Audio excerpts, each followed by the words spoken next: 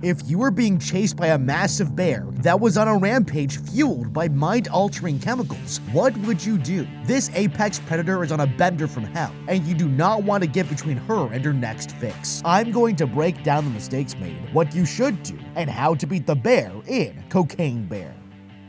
This man is about to make the biggest mistake of his life. It's the year 1985, and smuggler Andrew Thornton tosses several red duffel bags full of illegal substances from the cargo door of his plane. Warning lights flash, indicating that the plane is going down, and Thornton throws the last of the bags before getting ready to bail out. He straps on his parachute and leaps out of the door, but hits his head on the way out, knocking himself unconscious and plummeting to his death. The next morning, deep in the Chattahoochee National Forest in Georgia, foreign hikers Olaf and Elsa sit by the river having a picnic and discussing names for their future children. They set off on their hike, but get so busy talking about plans for their upcoming wedding that they don't notice huge bear tracks in the path or one of the red duffel bags full of illegal substances hanging from a tree just out of sight. Olaf and Elsa make it to the peak and share a kiss. While they're taking in the scenery, Olaf hears rustling noises and notices a massive black bear battering itself against a tree a short distance away. He says that it looks like something's wrong with the bear and they should go, but Elsa grabs the camera to look and unintentionally catches the bear's attention. Olaf takes the camera to look again, but this time the bear pops up just a few yards in front of them. They're both extremely nervous, and Olaf says they need to stand their ground and fight back, but Elsa runs for it and the bear chases them. They run through the forest, but Olaf trips on a rock and the bear tackles Elsa into the bushes. She tries to escape, reaching out for Olaf, but the bear drags her back in and rips off one of her legs. Realizing that there's nothing more he can do, Olaf runs off into the woods. That makes one victim down, with 16 more to go.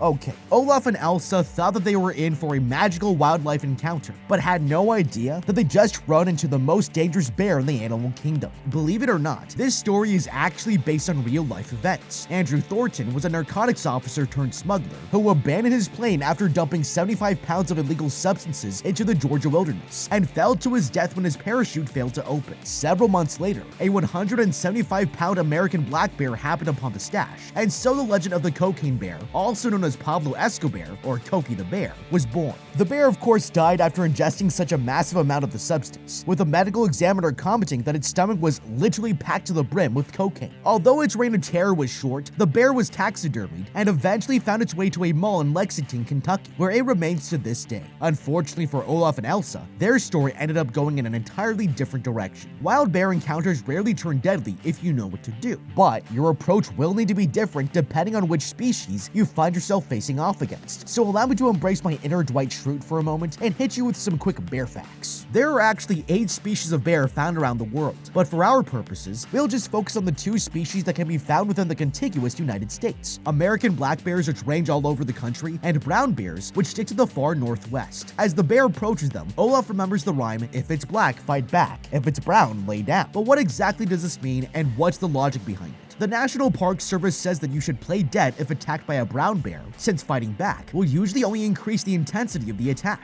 For black bear attacks, the NPS suggests trying to escape to a safe place if you can, and fighting back by any means you have available if you aren't able to get away, concentrating your hits on the bear's face and snout. In any case, you do not want to run, since either species can easily catch you, and fleeing might activate its predatory instincts. Our bear is a female American black bear. She weighs almost 200 pounds, stands about 6 feet tall on her back legs, and is at least 3 years old, since she has 2 cubs which we'll meet later. They may look cute and cuddly, but black bears are what's known as apex predators, meaning that they hold the top spot in the food chain in their natural environment. Black bears have an omnivorous diet and feed on berries and plants, as well as prey animals like deer. They have jaws full of large 3-inch long canine teeth and a formidable bite force of up to 800 pounds per square inch. They're also incredibly powerful, 5 times stronger than the average human and able to kill a person in one swipe, with strong claws perfect for climbing trees or holding down an unfortunate hiker. Despite the odds being stacked against you, it's better to stand your ground than to run, since you won't get very far, as black bears can run at speeds of over 30 miles per hour. American black bears like this one are not an animal that you want to end up in a fight against, and that's before she got into a massive amount of an illicit substance. For 2 experienced hikers, Olaf and Elsa managed to make every mistake in the book when it comes to bear safety. Their so preoccupied with arguing over their wedding plans that they fail to notice the fresh bear tracks in the trail or the bright red duffel bag full of contraband hanging from a tree. After seeing the bear, they should have slowly left the area as soon as Olaf realized that it was behaving strangely. Olaf tells Elsa that they need to stay frozen, since he knows there's no way they could ever outrun the bear. That may be true, but it reminds me of another, less official bear safety tip that I've heard. You don't need to be faster than the bear to get away. You just need to be faster than your friend.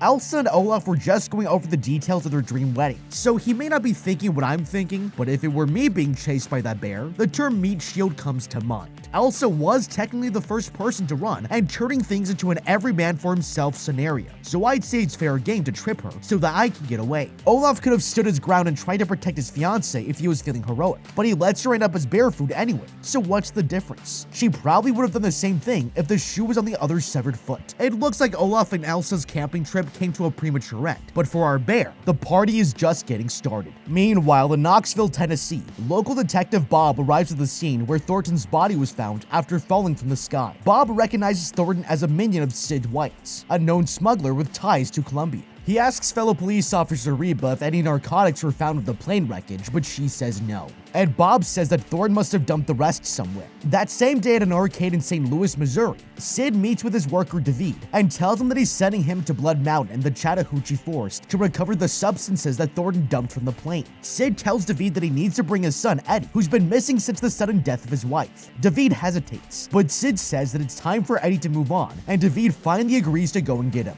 Back in Chattahoochee, single mother Sherry gets ready for her overnight shift working as a nurse and says goodbye to her daughter Dee Dee. She's disappointed because she wanted to go paint the nearby waterfall this weekend, but Sherry says that they're going to Nashville to watch her work Crush's band play. Her mother says that they can paint the waterfall another weekend and heads off to work. David meets Eddie at a local dive bar eating pasta and drinking himself silly. Eddie slips up and asks, "Is that us?" when a news report comes on about Thornton, and one of the other customers notices what he said. At the police station in Knoxville, Detective Bob gets a tip from the trucker overhearing David and Eddie at the bar. He leaves his fluffy white dog with Officer Reba, telling her that he's headed to Georgia for the Thornton case. The next morning, Dee Dee and her friend Henry skip school to go hike to the waterfall. Sherry arrives home after her shift and pours herself a glass of wine before taking a shower. She lays down in bed to rest, but suddenly the phone rings, scaring her, and it's the school, calling to let her know that Dee Dee never showed up. The woman sees Dee Dee's backpack out in the yard and finds a map inside with a big red circle drawn around the spot for the secret falls. At the Chattahoochee National Forest Visitor Center, old lady park ranger Liz sits smoking cigarettes and putting on makeup using a small mirror. A teenage kid wearing a vest walks in and tries to steal some candy while she's distracted, but she catches him and tells him to empty his pockets. He compliments her perfume and she mentions that she's expecting someone. Just then, Wildlife Inspector Peter pulls up outside. He opens the door holding a big cutout of Smokey the Bear and immediately notices the smell of cigarettes, but Liz blames it on the teenager and kicks him out. Back in the woods, Dee Dee finds a bundle of illegal substances in a bush just off the trail. They find more bundles and realize that an animal has gotten into it. Suddenly, they hear a snort and turn around to see the bear right behind them. It sneezes and blows a huge cloud of powder right into their faces, and they scream and run away.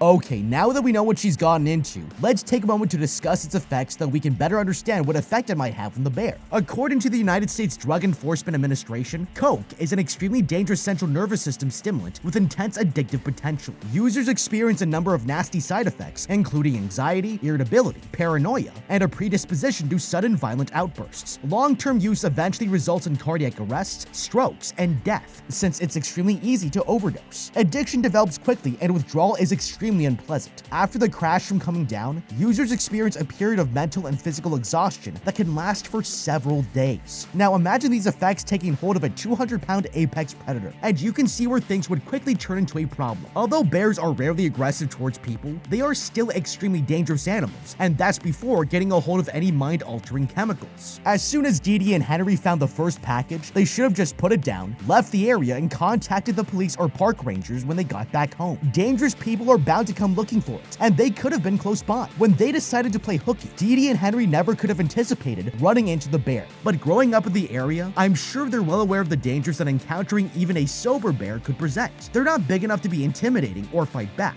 and might even look like an easy bite-sized snack if it's been a while since Yogi's last successful picnic raid. This means that their only option when the bear does attack them is to run for it, which we already know is a bad idea. Which brings us back to the fact that you don't need to be able to outrun the bear, you just need to outrun outrun your friend. The only problem is that Dee Dee and Henry seem to be pretty close friends, and might not be willing to sacrifice each other for a chance to get away. The solution is simple. Bring at least one more kid on the hike, particularly a slow sprinter who you really don't like. Growing up, we always have one kid in the friend group who the rest of us knew would be the sacrifice if anything ever went wrong. So, for example, if we ever ran into the bear, we wouldn't need to waste precious seconds deciding what to do. Just push the predetermined sacrificial friend down and get the hell out of there. I'm sure there's one annoying kid in Dee Dee and Henry's class who would have jumped at the chance to skip school and hang out with them, and that kid would have been the perfect distraction to keep the bear busy while they escaped. Lacking a good candidate for a sacrifice, Dee Dee and Henry are going to have to get really lucky if they want to survive, and right now, they're probably wishing that they'd just gone to school like responsible kids. Sari shows up at the visitor center and asks Liz and Peter if they've seen her daughter. They say they haven't seen her, and Sari asks if they can point her in the direction of Blood Mountain. Peter mentions that he and Liz are about to head up there themselves, so Sari decides to tag along. Walking down the path, she notices that Ranger Liz is carrying a gun, and she mentions a group of dangerous teens prowling the area who've been attacking hikers. As they're walking away, David and Eddie pull into the parking lot so that David can use the bathroom. He washes his hands in the sink when suddenly 3 teenagers arrive and block the exit. Their leader pulls out a knife, and they tell David to empty his pockets, but he gives them the finger and squares up for a fight. The kid with the knife lunges at him, but David slams his head into the sink and throws him to the ground. The other 2 kids jump in, but David easily takes them all down and knocks them out. He looks in the mirror and notices that he's been stabbed in the shoulder,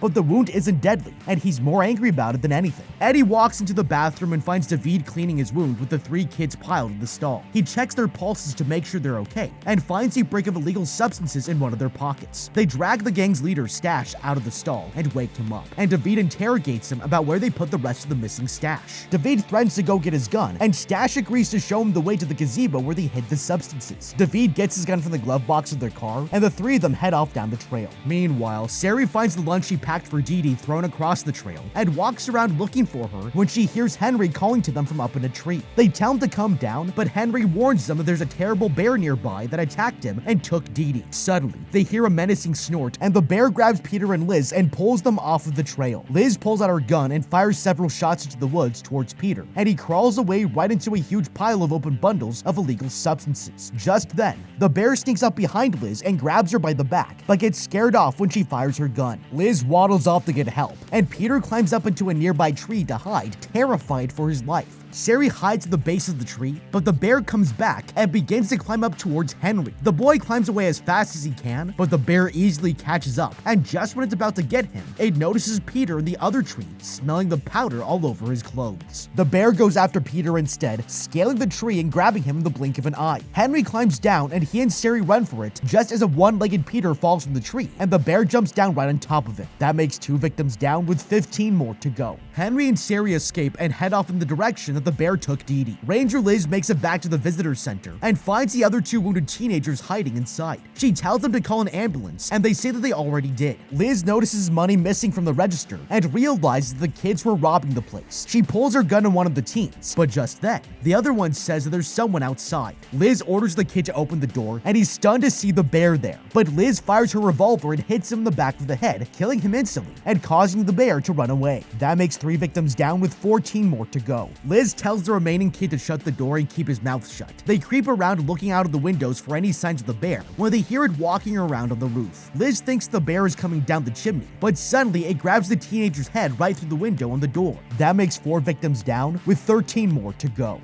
Okay, Peter argued that all animals are our friends, but it looks like the bear left them without a leg to stand on. Henry tried to warn them that the bear was on the loose, but they didn't listen. Something must have really frightened him for him to climb 50 feet up in a tree, and if they had just taken him seriously from the start, then the bear wouldn't have been able to catch them by surprise. Liz is packing a massive revolver, which looks like it would make short work if the bear if push came to shove. But unfortunately, she's just as likely to shoot you as whatever she's trying to aim at.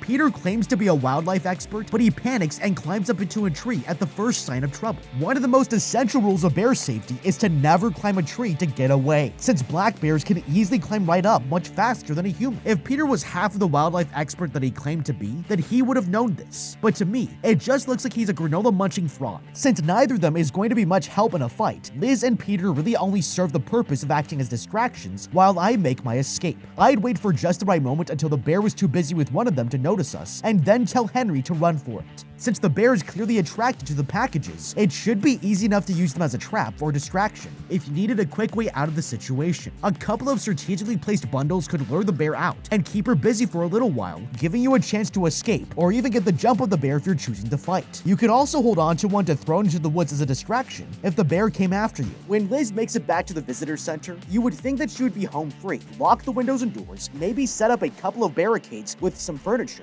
and no bear should be breaking in no matter how motivated by addiction she is. That's not to mention that Liz has still got that hand cannon to protect herself with if somehow things go south. So can anyone tell me why it is that when she knows the bear is outside, Liz decides to have one of the teenagers open the front door? Just keep the door shut and the bear stays outside. You stay inside, the police arrive, they scare off or shoot the bear, and that's that. Problem solved. That first poor kid might still be alive if they just stayed put and waited for help to arrive. But he wasn't exactly an upstanding citizen anyway, so the park is probably better off without him around.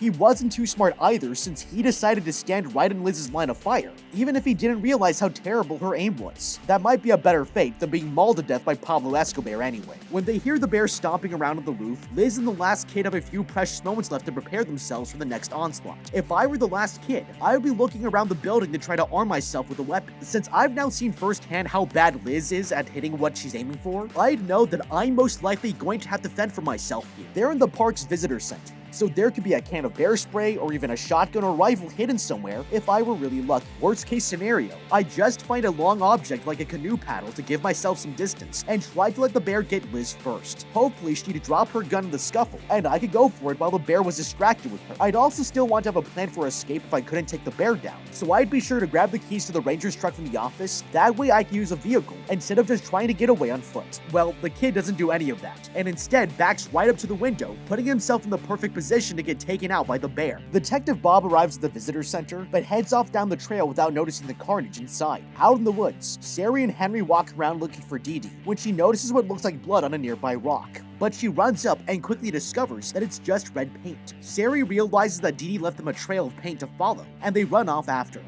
An ambulance arrives at the visitor center, and EMTs Tom and Beth jump out to see what's going on. They grab their medical bag and walk up to the door, but can't get it open because of the teenager's body laying against it. They force the door open, seeing the body, and realizing that things are much worse than they expected. Beth goes behind the counter and finds Liz laying there gasping for air. Tom cautiously opens the door to the storage room and finds the other teenager's decapitated body inside. Suddenly, the bear steps out of the darkness with its face covered in blood. Tom slowly backs out of the room, closing the door behind him and telling Beth they need to go. The ranger holds the stethoscope up to her lips and whispers "bear," just as the bear bursts through the door and jumps right on top of Tom. Beth and Liz run for the ambulance, leaving Tom behind. The man reaches for the medical bag and smacks the bear with it, and the bear starts rummaging through it, looking for more of the illegal substances, giving him a chance to escape. He runs after the ambulance as Beth speeds away, barely managing to make it onto the vehicle, and they hurtle down the road with the bear sprinting right behind them. Liz fires at the bear, slowing it down, and Tom tries to close the door but can't get it shut. The bear leaps right into the back of the ambulance, sending Liz flying out, still strapped to the gurney, and dragging her face across the pavement. A now one-handed Tom falls into the driver's seat, but the bear grabs him and drags him to the back of the ambulance. Beth is so distracted that she crashes into a tree and flies through the windshield, dying on impact. That makes 7 victims down with 10 more to go.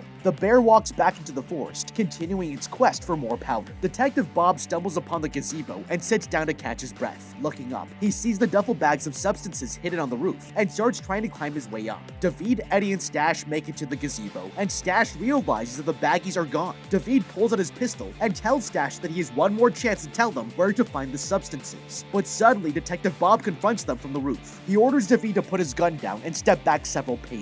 David drops the gun, and the detective says that he's coming down, but can't find a safe way to get off of the roof. While he's distracted, David lunges for his gun, but Detective Bob shoots him in the hand and blows off 2 of his fingers. David stumbles back in pain, but quickly runs for the gun again, and this time makes it under the gazebo, where Detective Bob can't see him. The man orders Eddie and Stash to get on the ground, but lets Eddie grab David's fingers before he lays down. Detective Bob tells David, Eddie, and Stash that they're all going to be arrested on drug charges. Just then, David notices the bear approaching from the woods. The bear walks up slowly, sniffing around for its next fix. It lumbers over to Eddie, and suddenly passes out right on top of him. Trapped but still alive, Eddie calls out for help. Stash says that the bear isn't moving, and he thinks that it's dead. Detective Bob agrees to a temporary truce, and David goes to check on the bear. As he crouches down, a brick falls out of his back pocket, and the bear sniffs it and wakes up. The bear goes straight for the package, eating the whole thing in one bite. David asks if they should shoot the bear, but Detective Bob says they should wait to see what effect the substance has on it. The bear gets on top of Eddie again, but Detective Bob distracts it by pouring some powder off of the roof. He tosses a bundle into the forest, and the bear runs off after it. Detective Bob tells the other three to go, but David won't leave without the bags. Suddenly, Detective Bob is shot by Sid with a hunting rifle. The bear comes back, and David and Eddie run away, rolling around in pain. Detective Bob kicks the duffel bag off of the roof. Out of the forest, Sarah and Henry find Dee Dee's sweater and realize they're still on the right track, crossing the river after them. Meanwhile, Dee Dee sits trapped in the bear cave nearby, crying for her mom. Suddenly, they come across Olaf sitting in the woods and crying for help. He says that he was attacked by a devil bear, and Sari says that the same bear took her daughter and asks him if he's seen her. Olaf says that he has and agrees to show them the way. Okay, I'm not a doctor, but it looks like they're going to need another ambulance. Maybe instead of EMTs, Liz should have called the coroner and saved everyone some time. I'm surprised that Detective Bob didn't notice the bloody scene inside the visitor center. Since he's in an unfamiliar national forest, you would think that he'd stop in for a map so he would know where he's going, but I guess he's just planning to wing it. That's probably not a good idea, considering how easy it is for even the most experienced hikers to get lost if they wander just a little too far from the trail. But Bob's the veteran detective here, so I'll have to trust that there's a method to his madness for now. Dee Dee made a great decision leaving a trail of paint for her rescuers to follow. Since this story takes place in the 80s, not many people would have had mobile phones yet, meaning that the only way for Dee Dee to let anyone know where she is would be through leaving a trail of clues behind. Now, you might be asking yourself, why did the bear take Dee Dee alive instead of killing her outright like it's done to everyone else so far? And it seems that sometimes the bear's motives are beyond even my understanding. What the bear wanted with Dee Dee, I can't tell you, but it's a safe bet that it probably had something to do with its next fix. As soon as EMTs Tom and Beth arrived on the scene, they should have been able to tell that something was horribly wrong. After discovering the first mutilated body, I would have gone straight back to the ambulance, locked myself inside, called the police, and waited for them to arrive before I went any farther inside of that visitor center. They're EMTs, not crime scene investigators. I understand they have a duty to save people who need medical help, but that first guy they find is definitely dead, and I don't think any amount of CPR is bringing him back. After arriving at the scene and finding a mutilated corpse before even getting through the front door,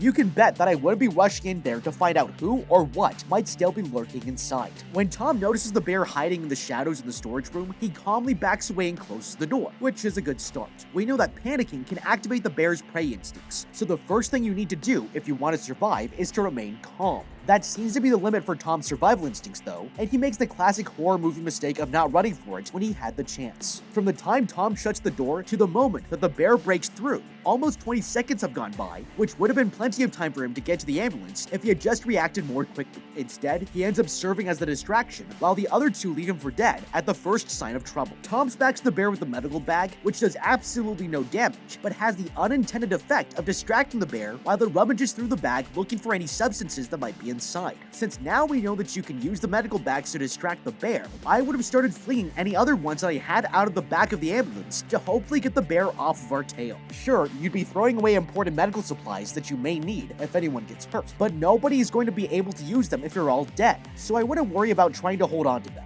Now, if distracting the bear with the medical bags didn't work out, it'd be time to look at other options for survival, and I have a feeling that you know what I'm thinking. Liz starts blasting at the bear right away, and after seeing what happened to the first kid back at the visitor center, I would be making sure to stay far out of her line of fire. If I were in Tom's position, I'd be ready to use her as a meat shield as soon as the bear managed to get in. I know EMTs are supposed to be saving lives, but Liz was already badly injured and might not survive anyway, not to mention that she's older and has less to live for than I do. Nobody's going to know what happened besides Tom and Beth if they survive, and she was too busy trying to steer the ambulance to notice what was going on in the back anyway. Unfortunately, Tom lets his only remaining chance of distracting the bear slide right out of the back door, and he ends up paying the price. Beth is possibly the most embarrassing of all. She had one job, keep her eyes on the damn road, and she couldn't even do that right. Now, I understand that it's gotta be extremely difficult to keep your composure when a 200-pound beast is mauling your coworker. But is there any more important time to clutch? Beth manages to be the only other person in the story besides Thornton at the beginning to die as a result of her own atrocious coordination skills. Congratulations. During their standoff at the gazebo, David should have known that it was over because Detective Bob had the high ground. He's also a much better shot than Liz, and I wouldn't be taking any chances in a standoff with him. When the bear showed up, I would have fired a warning shot or two to try to scare it away, instead of just letting it approach the group. The bear ends up passing out right on top of Eddie, and he's lucky that he wasn't crushed or stuck in a position where he couldn't breathe.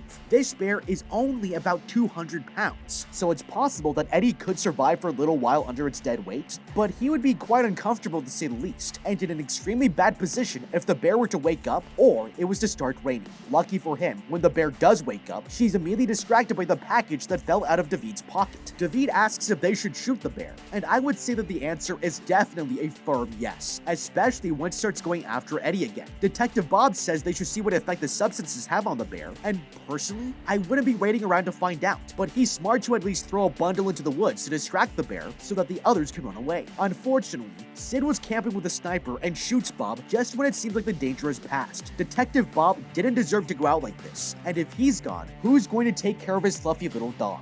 David and Eddie run right into Sid, and he tells them they need to get the substances back at all costs, or the buyers will come after their whole family, including Eddie and his son. The three of them head back to the gazebo, but Detective Bob says that he gave the bag to the bear. Officer Reba shows up, but it turns out that she's working with Sid and his crew. Sid orders Detective Bob to tell him which way the bear went, or else he'll kill his dog, and Bob tells him that it went north, laughing at them for wanting to follow it. The four of them head off after the bear, leaving Bob behind to die. That makes 8 victims down with 9 more to go. Sari, Henry, and Olaf arrive at the bear's cave. Olaf gives them his flashlight but refuses to go in, and Sari and Henry head inside without him. Deep inside the cave, Sari and Henry find 2 bear cubs covered in the white powder. Suddenly, Dee Dee runs towards them, and they give her a big hug. She says that she's sorry for sneaking off, and Sari says it's okay. Outside, they hear Olaf scream as the bear kills him. That makes 9 victims down with 8 more to go. Realizing the bear is coming, they go deeper into the cave looking for an exit, and find a path that leads to a cliffside ledge behind the secret waterfall. Sid and his crew find Olaf's mangled body just outside of the cave. David says they should cut their losses and get out of there, but Sid insists that they continue inside. They find the duffel bag all torn up, and Sid tells Eddie to put what he can salvage in the bag. Sid still isn't satisfied, but Reba tells him that she's leaving. As she walks away, Sid raises his rifle to shoot her in the back, but David steps between them. Sid says they've all gone soft and takes the bag from Eddie, continuing deeper into the cave. Out on the cliff, Sari hears Sid coming and tells the kids to hide. The man walks down to the cliff and sees them there with the duffel bag hanging just out of reach above them. Sid says he's not leaving without the rest of the bundles, but gets distracted when the bear cubs try to take the bag from him. He strikes one of the cubs with the butt of his rifle and yells at Eddie to shoot them, but Eddie refuses and puts down his gun. Sid throws the rifle at David, but Sari catches it instead and says that she's taking the children home. Suddenly, the mama bear appears on the cliff above them and lets out a tremendous roar. Sari, Dee Dee, and Henry jump from the cliff and escape into the river. Eddie and David jump next, and Sid shoots the bear with his pistol, causing it to stumble and fall into the rocks below. Sid climbs up and pulls on the duffel bag, knocking a package loose that falls directly down and explodes next to the bear, reviving it for another attack. The bear climbs back up the cliff and swats at Sid, ripping his stomach open as the bear cubs come to feast on his intestines before throwing him off of the cliff and claiming the substances as their own. That makes 10 victims down and 7 survivors left. Okay, when Sari and Henry arrive at the bear cave, why not yell for Dee Dee to come out and see if she answers before going in yourself? Sari isn't armed with anything but a flashlight and puts little Henry's life in danger by taking him into the cave to help look for her own kid, which I'm sure his parents wouldn't appreciate no matter how negligent they are. Sure enough, they find Dee Dee, but the 3 of them end up trapped when the bear returns and kills Olaf, as it was certainly bound to do since this is its house. Out on the ledge, Sid starts beating up the bear cubs when they try to take the bag from him, which everyone knows is only going to get you mangled by their mama.